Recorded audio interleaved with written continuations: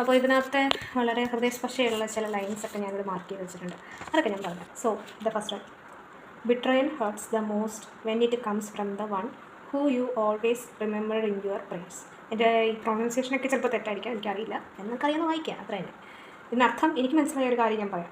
അതായത് പ്രാർത്ഥനയെ പോലും നമ്മൾ കരുതിയവരെ നമ്മൾ ചെയ്യുകയാണ് ചതിക്കും വഞ്ചനയ്ക്കും ഭയങ്കര ഒരു ഇതുണ്ടാവും, നാക്കും കൂടുന്നു. എൻ്റെ മലയാളം ട്രാൻസ്ലേഷൻ ചെയ്യുമ്പോൾ എനിക്ക് കിട്ടിയ ഒരു ഐഡിയ. സോ ആ ഒരു തോട്ടിൽ നിന്ന് ചിന്തിക്കുകയാണെങ്കിൽ നമ്മൾ ഈ പറയുന്ന ഒരു സാധാരണ മനുഷ്യന്, ഐ മീൻ നമ്മൾ പ്രാർത്ഥനയിലൊന്നും അങ്ങനെ ചിന്തിക്കാറൊന്നുമില്ല. ഐ മീൻ പ്രാർത്ഥനയിൽ നമ്മളൊരാളെ കാണുക എന്ന് പറയുന്നത് ശരിക്കും അയാൾ നമുക്ക് അത്രത്തോളം സ്പെഷ്യൽ അല്ലെങ്കിൽ ഇമ്പോർട്ടൻ്റ് ആവുന്ന ഒരു മൊമെൻറ്റിലാണ്. നമ്മുടെ പ്രാർത്ഥനയിൽ ചിലപ്പോൾ നമ്മൾ ശരിയാണ് എല്ലാവർക്കും വേണ്ടി പ്രാർത്ഥിക്കുന്നത്, പക്ഷേ കോമൺ ആയിട്ടായിരിക്കും നമ്മൾ പ്രാർത്ഥിക്കുന്നത്. ഒന്നില്ലെങ്കിൽ നമ്മുടെ സുഹൃത്തുക്കൾക്കോ എല്ലാ കുടുംബാംഗങ്ങൾക്കോ അങ്ങനെ ഒരു കോമൺ രീതിയിലായിരിക്കും നമ്മൾ പ്രാർത്ഥിക്കുന്നത് ആയിരിക്കാം. പക്ഷേ ചിലരെ നമ്മൾ പ്രാർത്ഥനയിലേക്ക് ഇൻക്ലൂഡ് ചെയ്ത് ഞങ്ങൾക്ക് ഇന്നത് നല്ലത് വരുത്തണേ എന്നൊക്കെ പറഞ്ഞ് നമ്മൾ പ്രാർത്ഥിക്കുന്നത് അയാൾ നമുക്ക് അത്ര സ്പെഷ്യൽ ആകുമ്പോഴാണ്. സോ അത്രയും സ്പെഷ്യലായിട്ട് നിൽക്കുന്ന ഒരാൾ ഇതിപ്പോൾ ശരിക്കും അതിന് അങ്ങനെ ഒരു ഐഡിയ ആണ് ഞാൻ വിചാരിക്കുന്നത്. അതെന്ന് വെച്ച് കഴിഞ്ഞാൽ നമ്മളിപ്പോൾ നോർമലി കാണാം, നമുക്ക് അത്ര സ്പെഷ്യലൊന്നും അല്ലാത്ത ഒരാൾ നമ്മളെ ചീറ്റ് ചെയ്യുമ്പോൾ നമുക്ക് പെയിൻ ഉണ്ടാവും, ബട്ട് ഭയങ്കരമായ പെയിൻ ഉണ്ടാവില്ല.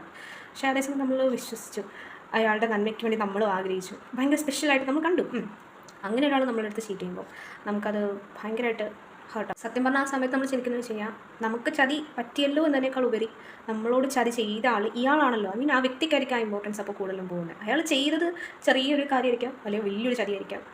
ഒരു പക്ഷേ അത് ഇപ്പോൾ അതിന് മുന്നേ ഒരാൾ നമ്മളോട് ചതി ചെയ്തിട്ടുണ്ടെന്ന് വിചാരിക്കാം, ആ ആൾ ചെയ്തതിനേക്കാൾ വളരെ കൊച്ചു കാര്യമായിരിക്കും ചെയ്തിട്ടുണ്ടാവും. പലപ്പോഴും നമ്മളോടിപ്പോൾ നമുക്കത്ര വലിയ അടുപ്പില്ലാത്ത ഒരാൾ നമ്മളോട് ചീറ്റിങ് ചെയ്യണം.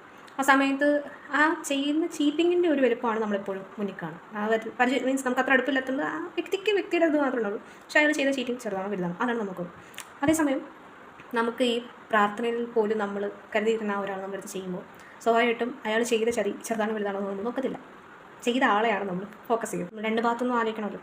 സോ നമുക്ക് ശരിയാണ് ഇപ്പോൾ ഇത്രയും പെയിനാകും, കാരണം നമ്മൾ അത്രയും കരുതിയ ഒരാൾ നമ്മുടെ അടുത്ത് അങ്ങനെ ചെയ്തുകൊണ്ടാണ്. നമ്മൾ അയാളുടെ സ്ഥാനത്തിന് ചിന്തിച്ച് നോക്കുകയാണെങ്കിൽ ഉറപ്പാണ് നമ്മൾ അയാളെ കരുതി അതേ രീതിയിൽ തന്നെ ആയിരിക്കണം. ഒരു പക്ഷേ അയാളെ കരുതിയിൽ നിന്ന് ഉണ്ടാവാൻ സാധ്യതയില്ല. പിന്നെ ബൈ ചാൻസ് മേ ബി അങ്ങനെ ഒരു ചതി സംഭവിക്കാൻ അയാൾ നിർബന്ധിതനാവുകയോ മറ്റോ ചെയ്തതാണെങ്കിലും അങ്ങനെയും ഞാൻ ആലോചിക്കുന്നുണ്ട് ആ ഒരു ലൈനിൽ. കാരണം നമ്മളെ അതുപോലെ കരുതുന്നുണ്ട്, പക്ഷേ നമ്മുടെ നല്ലതിന് വേണ്ടിയിട്ട് അയാൾ മനഃപൂർവ്വം ചതിക്കുന്നത് ഒരുപാട് സീനുകൾ നമ്മളങ്ങനെ സിനിമയിലാണെങ്കിലും റിയൽ ലൈഫിലൊക്കെ ആണെങ്കിലും എക്സ്പീരിയൻസ് ചെയ്തിട്ടുണ്ട്. നമ്മുടെ നന്മയ്ക്ക് വേണ്ടിയിട്ടെന്നും പറഞ്ഞ് നമ്മളെ ചീറ്റ് ചെയ്തിട്ട് പോകുന്ന കുറേ ആളുകൾ.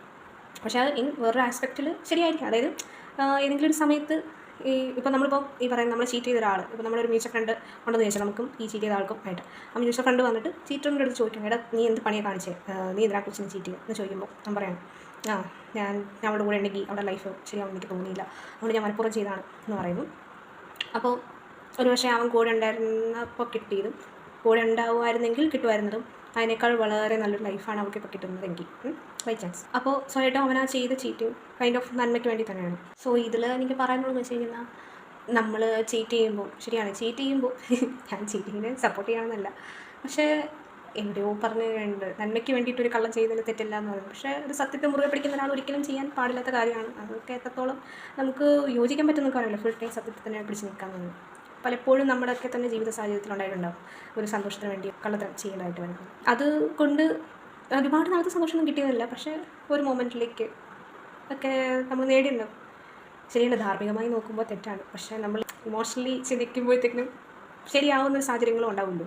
നമ്മൾ എന്ത് ചെയ്യും ചീറ്റിംഗ് എന്ന് പറഞ്ഞൊരു സാഹചര്യം. മീൻ ഇപ്പോൾ ഈ പറയുന്ന പയ്യൻ്റെ സ്ഥാനത്ത് ഞാനായിരുന്നെങ്കിൽ എന്ത് ചെയ്യുമായിരുന്നു എന്നൊരു ചോദ്യത്തിന് തുടങ്ങാം. സാഹചര്യം ഇതാണ് എന്ന് പറയുന്നു, മീൻ എൻ്റെ സാഹചര്യം വളരെ മോശമാണ്, അവൾ നശിക്കണ്ടല്ലോ എന്ന് ഓർത്ത് ഞാൻ മനഃപൂർവ്വം കള്ളം പറയുകയാണെങ്കിൽ അവൾ ചീറ്റ് ചെയ്യണം, ഇങ്ങനെ ഞാൻ പറഞ്ഞ് പറ്റിക്കായിരുന്നു എന്നൊക്കെ പറഞ്ഞിട്ട്.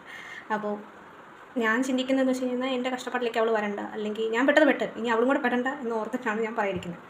അപ്പം ആ സാഹചര്യത്തിൽ ഞാൻ ചിന്തിക്കുന്നത് ഇങ്ങനെയാണ്, ഓൾറെഡി നമ്മൾ തുറന്ന് പറയാം ആളുടെ അടുത്ത്, ഇതാണ് സാഹചര്യം, നിനക്ക് ചിലപ്പോൾ ഇപ്പോൾ തോന്നും ഈ പറയുന്ന പോലെ സിമ്പിളാണ്, ഒരു സമയം കഴിഞ്ഞാൽ എന്നാൽ ഈ കഷ്ടപ്പാടൊക്കെ മാറും, ഞാൻ ഇങ്ങനെയൊക്കെ തോന്നും, പക്ഷേ ഒരു പക്ഷേ മാറിയില്ലെങ്കിൽ നീ ലൈഫ് ലോങ് കേൾക്കേണ്ടി വരും എന്നൊക്കെ പറഞ്ഞ് നമ്മൾ എതിരെ നിൽക്കുന്ന ആളെ മനസ്സിലാക്കി കൊടുക്കുക യാഥാർത്ഥ്യം എന്താണെന്നുള്ള കാര്യം. എന്നിട്ട് അയാൾ പറയാണ് എനിക്കിത് മതി, വേറെ ഒന്നും വേണ്ട, നീ ഓക്കെ ദെൻ കൈ കൊടുക്കുക, അത്രേ ഉള്ളൂ. പറഞ്ഞ് കേൾക്കില്ലെങ്കിൽ അനുഭവിച്ചറിയുക, അത്രേ ഉള്ളൂ. പിന്നെ അതിനുശേഷം നമ്മൾ നേരത്തെ പറഞ്ഞ് ഉറപ്പിച്ച് വെച്ചേക്കാം, നമുക്ക് ഇതിൻ്റെ പേരിലൊരു ബ്ലെയിമിങ് കേൾക്കാൻ പറ്റത്തില്ല, അത് കേൾക്കാൻ ഞങ്ങൾ നിർബന്ധിക്കുന്നത്, നേരത്തെ തന്നെ കരാർ ഒപ്പിട്ട് വെച്ചേക്കാം, എന്നിട്ട് ആയിക്കോ. അല്ലാതെ ഇപ്പോൾ ഈ പറയുന്ന പോലെ ഞാൻ ആ പയ്യൻ്റെ ഒരു എക്സാമ്പിൾ പറഞ്ഞ പോലെ അങ്ങനെയാണ് സംഭവിക്കുന്നതെങ്കിൽ അപ്പോൾ സ്വാഭാവികമായിട്ടും അവിടെ ഒരുപാട് ചോദ്യങ്ങൾക്ക് ഉത്തരം കിട്ടാതെ ബാക്കിയായിട്ട് നിൽക്കുകയാണ്. ഭയങ്കര അൺറിസോൾവ്ഡ് ആയിട്ടുള്ള ഒത്തിരി കാര്യങ്ങൾ അവിടെ കിടപ്പുണ്ടാവും. രണ്ടു പേർക്ക് സമാധാനം കിട്ടണമെന്നില്ല, അവളുടെ മനസ്സിലുണ്ടാവും അവൾ എന്തിനാണ് ചെയ്തതെന്ന് പറഞ്ഞത്. അപ്പോൾ ഇവൻ ചിരിക്കുന്നുണ്ടായിരിക്കും, ഒരുപക്ഷെ ഞാൻ ആ സമയത്ത് അങ്ങനെ ചെയ്തില്ലായിരുന്നെങ്കിൽ